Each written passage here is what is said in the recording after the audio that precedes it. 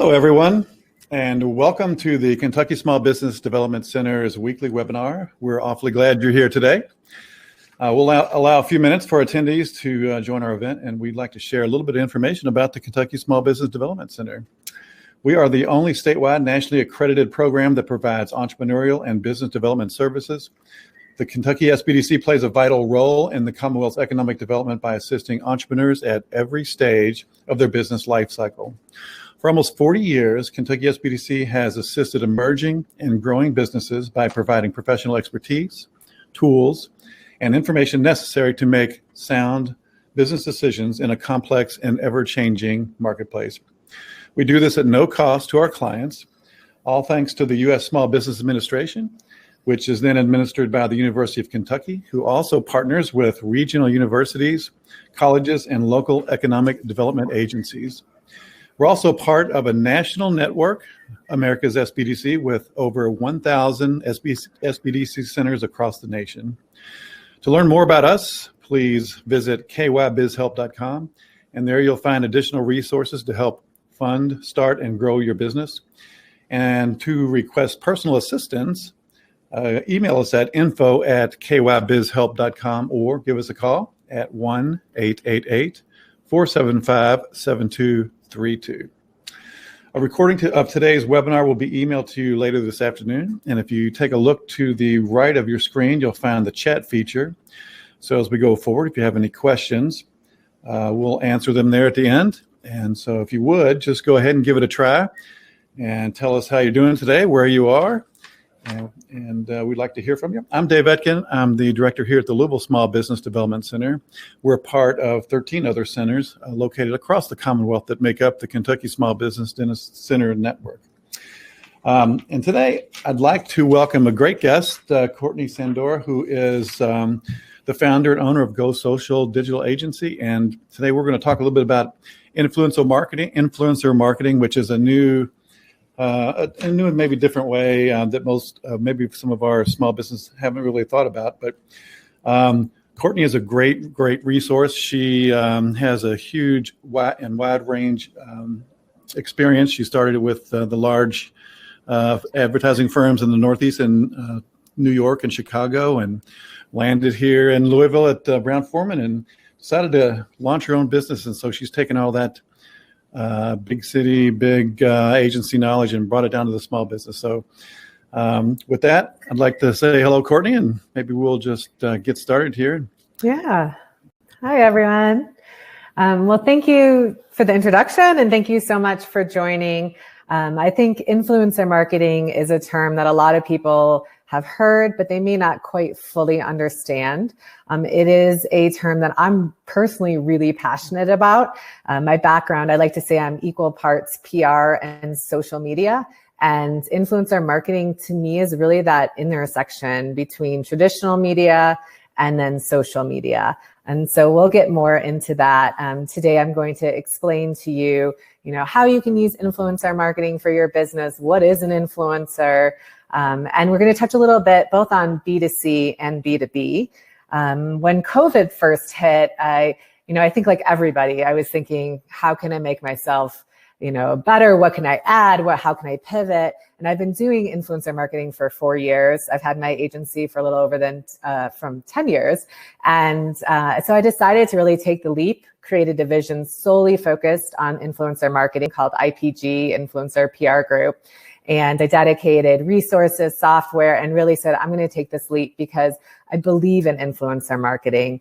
We also have a podcast too. So if you listen to this and you want to learn more about it, it's called Eat, Drink, Social. And it is anywhere you can get your podcast. But we interview influencers. So if you kind of want to hear firsthand from people about, how did you get your start? How do you like working with brands? That's a great resource just to kind of hear their stories. And that's why we started it. So getting into what is influencer marketing, a lot of times when you say influencer, people think Kim Kardashian, right? You go to these people that you might have heard of, even some negative stuff like the influencer who faked her engagement so she could get free stuff for her wedding. Over the last few years, influencers, definitely some of them have given kind of the area of a bad name per se. But the good news is they're, just like anything, they're people you want to work with and people you don't. And I would say for most of us, getting Kim Kardashian is pretty unattainable because of budget reasons, but B, it's not even someone that you really would benefit your business, right? Like you really want to think when you're working with influencer marketing, what is the geography? Who do I want to tap and the industry that you want? So don't worry about, this kind of celebrity influencer so much. What I want to talk to you today is more about local influencers. So I pulled 3 folks here that we've worked with in the past. These are all Kentucky based, but you can find influencers anywhere, right?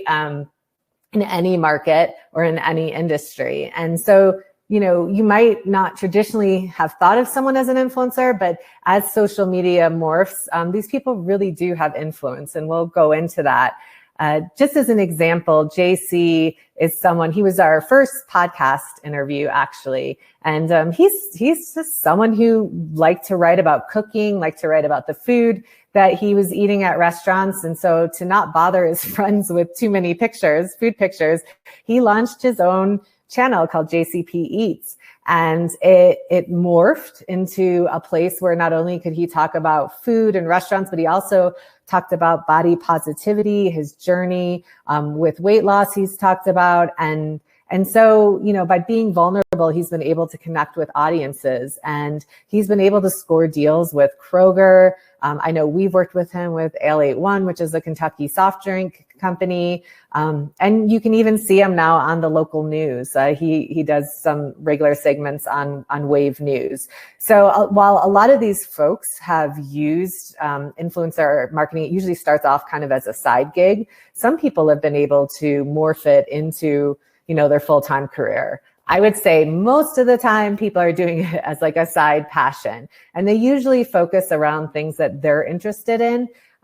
So the middle gentleman, Josh, he does a lot of around fashion and lifestyle. I've seen, some hotels in Chicago bring him in for like a sponsored post. And so these are the types of people I'd like you to think about when you are looking to push your brand or your service, or get people to an event. It's less Kardashian and more the people that are more on the local level, who your customers probably connect with and trust more often.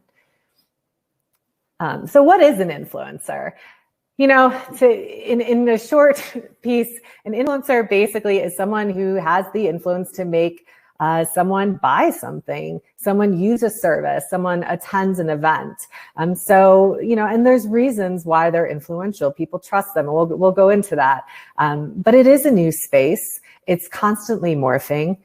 You might have heard of the term micro-influencer. And then a few years ago, the New York Times came out and they coined the phrase nano-influencer. And so you have these different levels of influencers, and everyone's trying to kind of figure the category out as it goes. It is still pretty new. Typically, these types of influencers are broken down by the number of followers, right? But, don't dismiss someone because they are a nano influencer. Sometimes they can have the best engagement rate, the most power with your customers. And so, you want to kind of look at the goal of your campaign, and we'll talk about that. But the type of person you work with should match up with the goal of your campaign. So if I'm going to really go for wide awareness, I might want someone with more followers. But if I want to do something with engagement, like driving people to a website, maybe these micro influencers or nano influencers are the way to go. So that's just kind of those. If you've heard those terms, they're usually based on the number of followers. And the more followers you have, people can argue the more you can charge a company for paid posts. And we'll talk about paid and trade as well. So why influencers? I think if you're not someone on Instagram who's scrolling regularly, this idea of really trusting someone could be kind of odd. But for people who do follow these influencers, they kind of feel like they're their friends in a way, right? So they're looking at their lifestyle, they trust them. Maybe it's aspirational and they have this, everything they do is like beautiful outfits in a beautiful home. And they think, wow, I want to, be like that person. And then other times it's just they connect with them on a certain topic. So as I mentioned, JC, and he was being very vulnerable about his journey with body positivity. So maybe there's kind of a trust that's built there. But overall, people really trust these influencers. And because of that, it's more powerful than a paid ad. And people will actually take the next step to buy something because of an influencer. There's a lot of different, I pulled a couple stats here, but there's a lot of different stats out there that really show, I bought something, or I attended an event, or I used a service because this person that I follow on social said it was a great idea.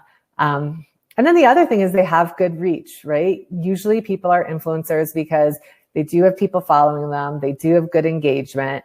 And in a world where we're seeing more people using ad blockers, and we're seeing the organic news feed being hidden, so like posts on your brand page being hidden, these influencers are a great way to kind of get around that, because they have good engagement, they pop up in the news feed quite a bit. So a lot of people say that they discover a new brand or product. And, I was talking to my own team about it the other day, and I said, when's like the last time you bought something because you saw it on Instagram? And almost all of them said, within the month they had seen something on Instagram from, an influencer, and then looked into it and bought it. So it really does work.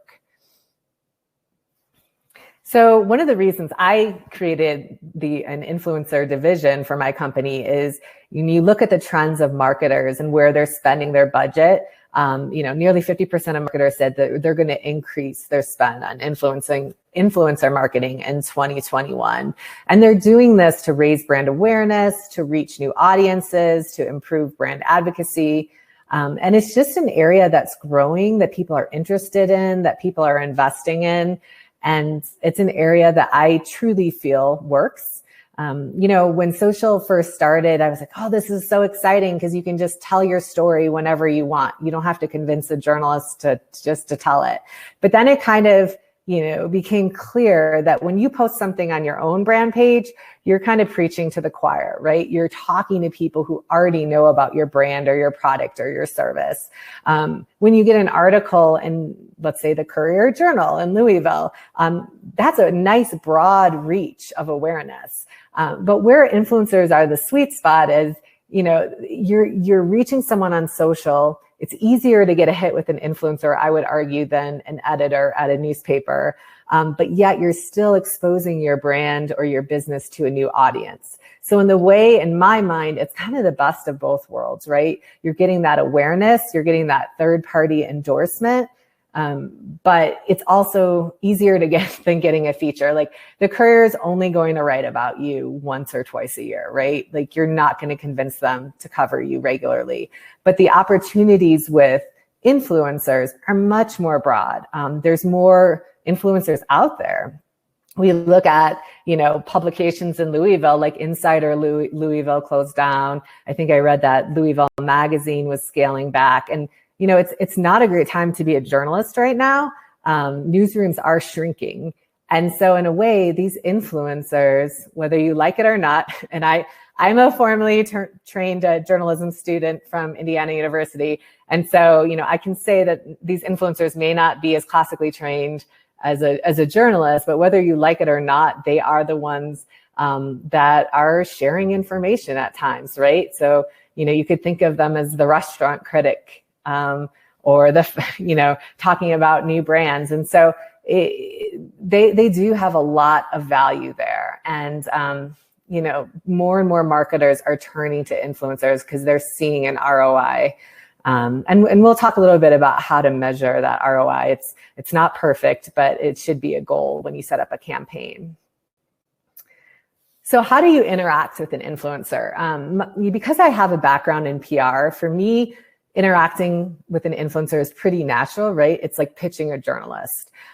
When you reach out to these influencers, they know why you're reaching out, right? So if you're a brand, there's kind of this unspoken word that if you're going to offer them something to try, or if you're going to say, hey, stop by my restaurant or try this service, it's like this understanding that in exchange that they will probably post about it, right?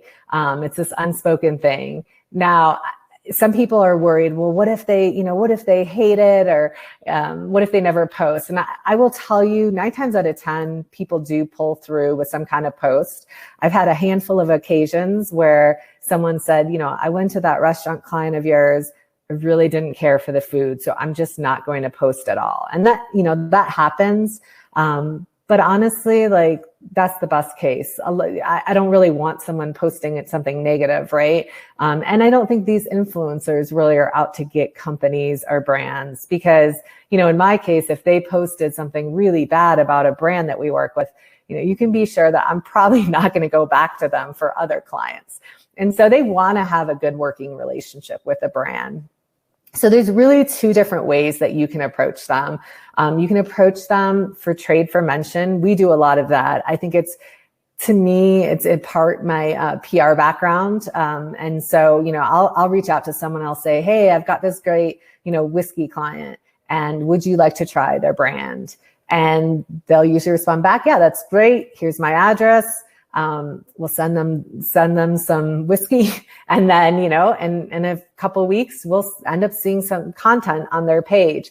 If we don't, sometimes it takes a little bit of follow-up. But in that case, when you're doing a trade for mention kind of exchange situation, I find it's more authentic.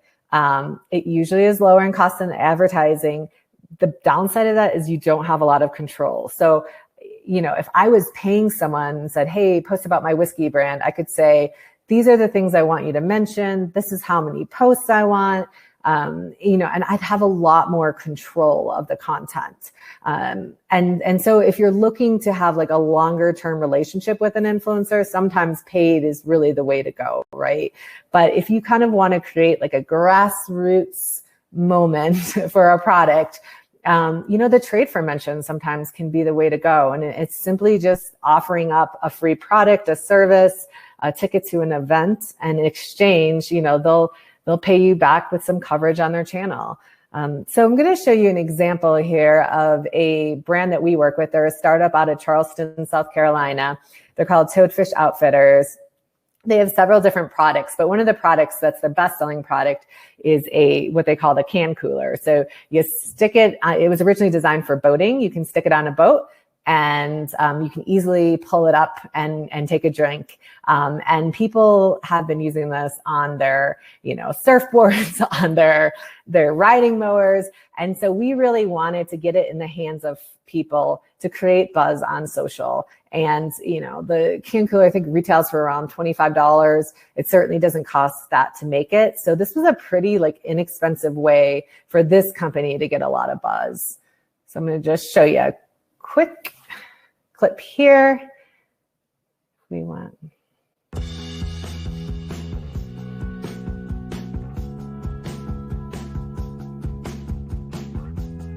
This is probably the coolest thing ever. So you pick it right up, right? What?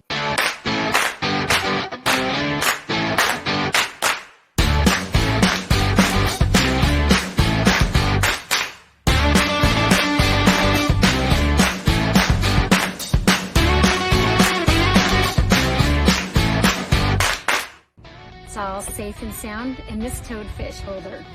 This thing is crazy. Look at that. So crazy. Love it.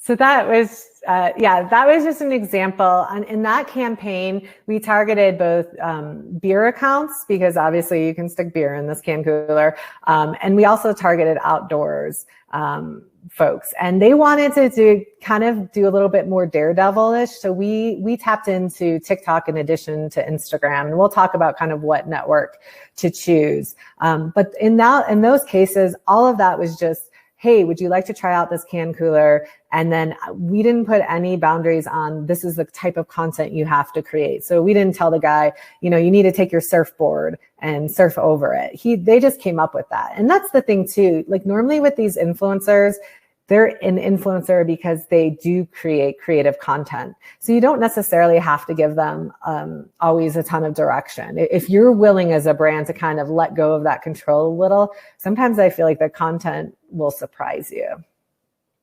So what makes a good campaign? If you get off this webinar today and you think, I'm going to go out there and I'm going to do an influencer campaign, here are things that you should think about.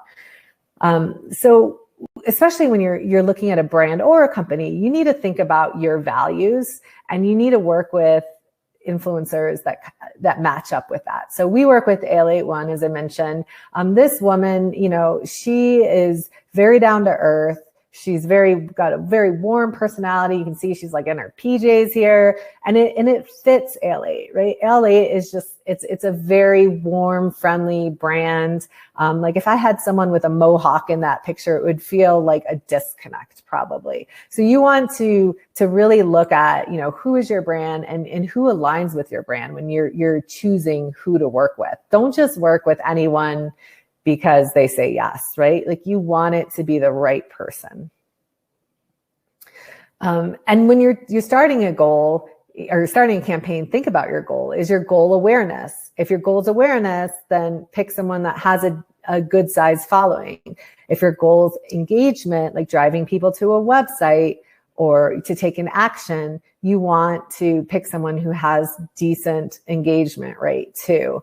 And you can tell their engagement rate by how many, likes they get, how many comments they get, and look at the comments. Make sure that the people that are commenting are real people, right? Like it's not just a bot saying, something that doesn't even make sense on the post. And a lot of people would argue that engagement is really more important than reach. So they said, this quote says, engagement is the new impressions, and it matters. And it does. I would much rather have someone with 5,000 followers who cause, 20 sales than someone with 1 million followers who cause 10 sales. And so you want to look at all of those different elements. In this case, this was again, Toadfish. They do fishing rods. One of their big things is put them back. They're huge on environmental issues. They replant 10 square feet of oyster beds for every product sold. And so, when we look at influencers too, we want to make sure, this isn't someone who's throwing beer cans into the water, that their values do align and they're living that kind of lifestyle too. So again, that's really important to make sure the values align. Then you want to be able to measure. So this was the woman that I showed you that we worked with Ale earlier. We use the software Upfluence. There are several software programs out there, but the beauty of some of these software programs is they really show you a peek behind the curtain. So they show you where this influencer's followers are, the age group, the demographic. This particular software even says, are their followers real or are they bots? This is determined 97% of our followers are real. It also gives you a suggested price based on the average engagement rate and their reach. So for this woman, they said the suggested price would be $415. And this is a great tool to have. So if you reach out to an influencer and they come back to you and say, you know what, I only do paid opportunities, you can go back to a tool like this. If she came and said, you need to pay me $800 for a post, I could say, no, that's not really the market value. So this really kind of helps you determine, if you were going to do paid, how much should you do? And a lot of these influencers, the ones that are a little bit more savvy and have been doing it longer, they'll have media kits, just like a publication would. So you can ask them, even if I know my client is not really into the paid opportunity, I always just get the media kit just to see, what is their going rate? What's their ask? How does it compare to other people? So you definitely, having a software like this is great because you can learn more about the influencer before you kind of make that deal. But you also want to measure on your end. So, when they post, make sure you're looking, is there more referral traffic that day? If you're an e-commerce company, can you give them a a code that's specific to them so that you know that their followers were the ones that actually made a purchase. So there are some ways that you can measure it. And sometimes when it's just an awareness campaign, I mean, you know, it's not always a perfect deal. It's kind of like PR. You can't always tie it to everything, but I think you should try. And especially if you're trying to defend to your boss or make a case to do influencer marketing, you want to make sure you can measure some ROI. But I can tell you, you know, when an influencer posts versus like posting on your own brand page, I definitely see the needle move more when it's on an influencer's account. And you also want to look at the right network, right? So Instagram is definitely the darling when it comes to influencer marketing. This, you know, a ton of people are using it. I think that's by nature because it's more visual, and it's kind of where influencers were born in a way. But, you know, as the example I showed you with the can cooler, we were trying to reach a little bit, you know, of some kind of like hipper, fun, young crowd. And so we went to TikTok, and I believe you're going to be seeing TikTok more and more. But you just want to make sure, like, if you're trying to reach an older audience, then maybe Facebook is the way to go. And if you want to reach women, you know, look at Pinterest. But really, Instagram's kind of where a lot of the influencer activity is happening. YouTube, you'll see too.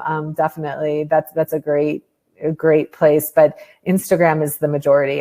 Now, if you're going to do a B2B play, I'd say Twitter and LinkedIn is a good place to start.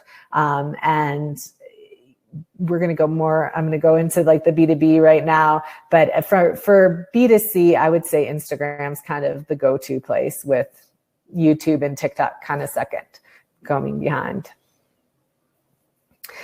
So B2B, we happen to do a lot of food and beverage clients, but we have done some B2B, and it is still possible to do influencer marketing for B2B. I think one of the strategies is to become an influencer yourself, right? And Gary Vee, as somebody who has a digital agency, he also sells wine.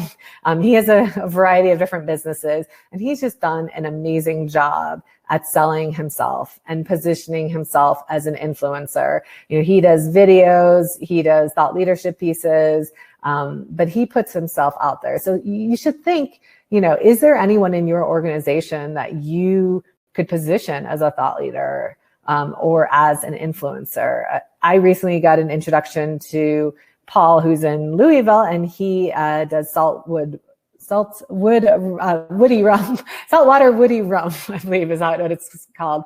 But anyway, he has been doing some really interesting things on LinkedIn. I would suggest that you connect with him. And, you know, this was a case where he did this quick little video of, you know, this is a wrap up of my 2020. And honestly, like, some of the stuff was really positive, like, oh, we saw these great sales. And then he also talked about the downside too. And I thought, you know, this was a great video. He was making himself vulnerable as a business owner. And I think it got over like 10,000 views. So you don't have to be like on the speaking circuit to be an influencer in the B2B world. You just have to get creative, and you have to be willing to put yourself out there. Me personally, that's a goal of mine for 2021. So, you know, I would challenge yourself, look at your organization and think, who could be a good influencer in your organization? And then finally, like, if you aren't somebody who wants to put yourself out there, this is Rebecca. She works with us a lot on photography for clients, creating social content. But, you know, she is somebody that I really don't see, she's a complementary partner, right? Like, I don't see her as a threat to my business. I see her as a partner, and we constantly support ourselves. So she's always, you know, engaging with us on social. We're spotlighting her on our social. So look at people in your business network that are good referrals of business, good partners, and ask yourself, like, how can you help promote one another? And you know, really tap into your network to amplify your social reach. And even if there's someone that you really admire in your industry, but you've not really had a reason to reach out to them, think about engaging them in a way of putting them on your podcast, asking them to write a guest thought leadership piece. You'll see a lot of people with the shutdown doing these live streams like Instagram Live, where you can split the screen and you can interview them on social. And then the other thing to really do too is, while Facebook reach is drastically decreasing, Facebook groups are great too. So think about how you could be a thought leader in a LinkedIn group or a Facebook group. And then, a lot of times, like Rebecca and I are both in the same networking group on Facebook, and she'll support my posts. When I post, she'll be liking and commenting, and I support her. So again, like even within those groups, having that partner can help boost your influence for sure. So those are the main topics that I wanted to cover. I hope, I'm definitely here for questions, and I hope that gives you kind of an idea of how you as a brand or a business can use influencer marketing. I think it's only going to be a tool that's going to grow as we look in the few years ahead. So I would definitely suggest that you look into it. So there's my information too, if you want to reach out. And my website is goforthbesocial.com. Nice. Thank you, Courtney. Yeah, we've got a bunch of questions today. I guess I'll just kind of summarize several. How do you find influencers if you're just getting started? We've had several questions. Yeah. Especially if you want to find a micro influencer. How would you start? So there's a couple different ways. Instagram's a great way to kind of discover these influencers. So let's say you're rolling out a product in Nashville and you're like, how can I find this person in Nashville? A big way that if you don't have the software, because the software allows you to search for people. But if you don't have the software and you just want to do it down and dirty, a great way that you can do is look at different hashtags. So we do a lot in the food and beverage industry. And so there's like different hashtags like Nashville Eats. And so we'll click on that. And then on Instagram, you can see the top posts. And usually the top posts, you start to see the same names over and over. And you see, oh, wow, this person's posting about restaurants a lot. And they have a lot of great engagement. And they're based in Nashville. So you want to make sure that you're not just picking someone who went to Nashville on vacation. You want to make sure it's someone who lives there, if that's the market you're trying to do. So a lot of it is kind of digging within social. And the other interesting thing is all these influencers interact with one another. So they kind of have this, just like I was talking about the photographer, how she supports me, the foodies in one market will support each other. Excuse me. So you'll start to see like comments from the same people, and you can almost kind of build out this circle of network of people who are all the foodies, and they use the same hashtags. They like each other's posts. And I start to track, and we have a whole database. We just use like a Microsoft Excel type of situation, but start to write them down. And that's a great way to discover folks. Have you ever had an influencer just like tell you no, that they're not interested in? Sure. Yeah. All the time. Usually it's, usually the no's are I'm too busy, or, if somebody like hasn't posted that they're pregnant on there and we're trying to pitch, spirits, they're like, well, actually I'm pregnant right now. Not a good time. So there's things like that. And then sometimes people say, I only do paid ops, and again, get their media kit, ask them what it takes, because you never know in the future that they might be a good fit. And I will tell you, it's a wild west when it comes to payment. You get people that are asking for $10 and $10,000. I mean, because it's such a new industry, there's really not a good standard. And again, that's where like those software tools help you kind of wrap your arms around that and say, this is what they're worth.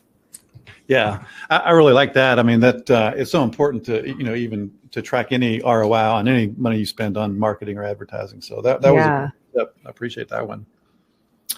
Let's see. So are there some industries that I guess you are not willing to work for?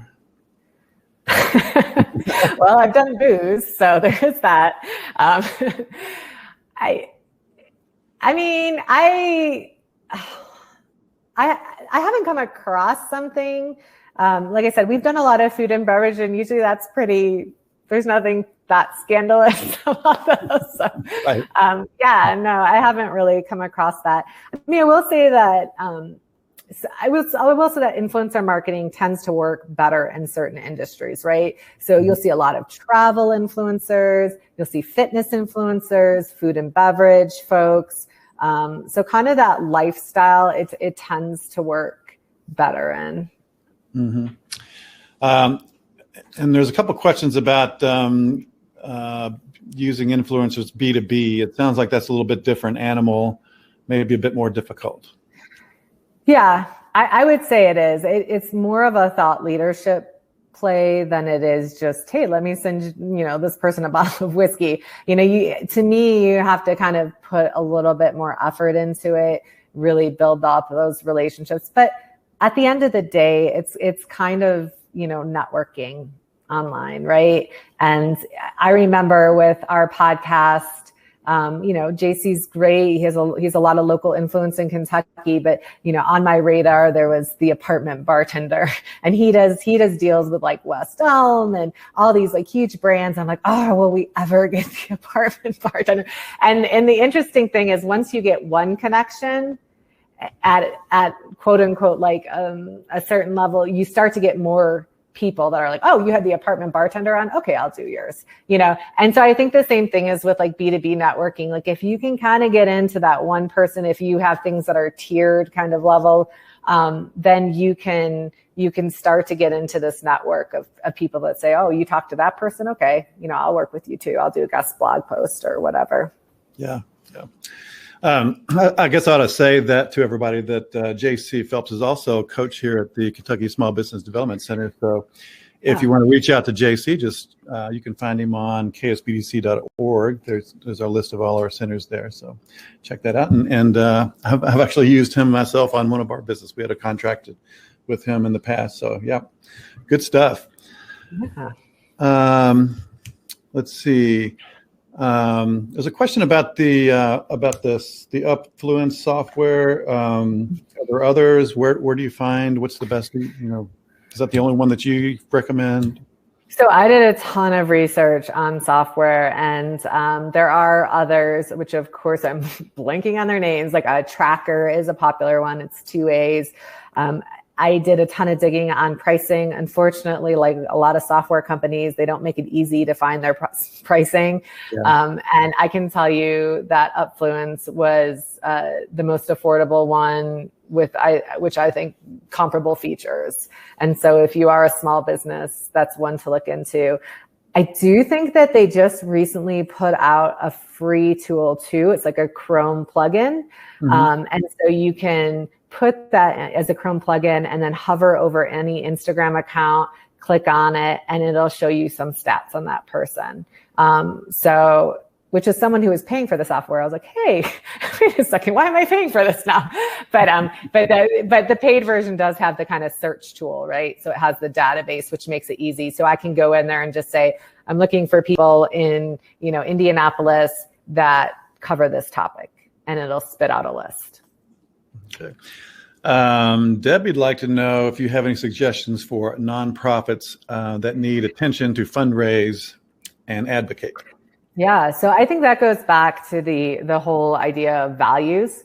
If you can find someone who's passionate about your nonprofit or has personal experience with it, then I think your whole campaign is going to come out a lot more authentic. So I guess I would look at who's already involved with your organization, maybe has been involved in the past, and do they have a good social following? Tap them. But then just also look at whatever your nonprofit is there somebody locally that, and maybe it's going to take reaching out to these people and say, here's my cause. Is this something you're passionate about? But a lot of people, especially for a nonprofit, I'll tell you, when COVID hit, we actually, and this is not a nonprofit, but we had a restaurant client in Florida, and, everyone was feeling bad for restaurants, right? As they've suffered a lot. Mm-hmm. And all these influencers who normally said in Orlando, oh, I'll only do paid opportunities, they all donated their time, did a ton of posts. And so, for a nonprofit, I could see influencers saying, you know what, this is a great cause. I'm going to do this for free and support you. But I would just say, make sure it's a good fit. Make sure, ideally they do feel passionate about the cause. Mm-hmm. That's good. I guess when we were talking before you came on, we were really talking about, what your message is, your archetype, and I guess you would use that as a first step to kind of decide where you would go in the influencer, to find the correct influencers. And yeah, just look at your brand and make sure that, ideally the influencers you work with are someone that would be your customer, right? Because the people following them probably are similar to them. So if the influencer is someone that might be your customer or is an existing customer, then most likely their followers kind of would be a good target too. Mm-hmm.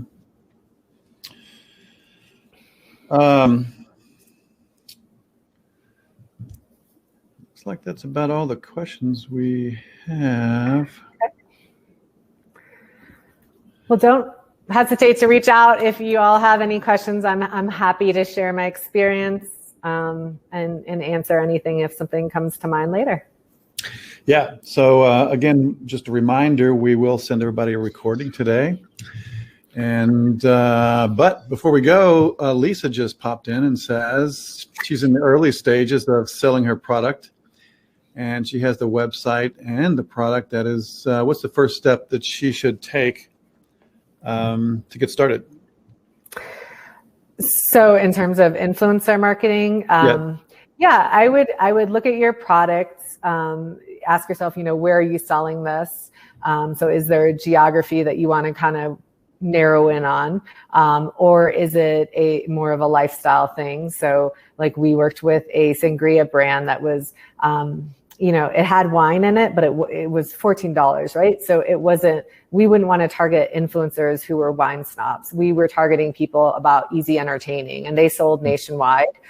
So in that case, it was less about, hey, I want to find people in Nashville. And it was more about, I want to find people with this mindset who would use the product. So kind of narrow down, who are you going after? And then I would go on social and find those people. And again, a lot of ways that we use are through hashtags. And once you find one person, you'll start to find the others all linking, because they do all kind of congregate online.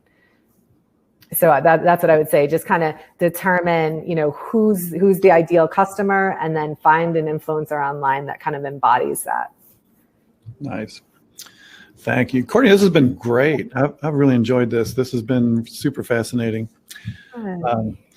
So I hope you'll come back and do something else for us again. You were awesome. Oh, thank you. I'd love to. Yeah. Well, again, thanks, Courtney, and thanks everybody for coming today for our weekly webinar. We'll be back next week and with another hot topic on SBA loans and PPP. So big day next week. But again, have a great Wednesday. We'll see you next week. Thank you again, Courtney. It's been awesome. Yeah. And thanks everybody for being here.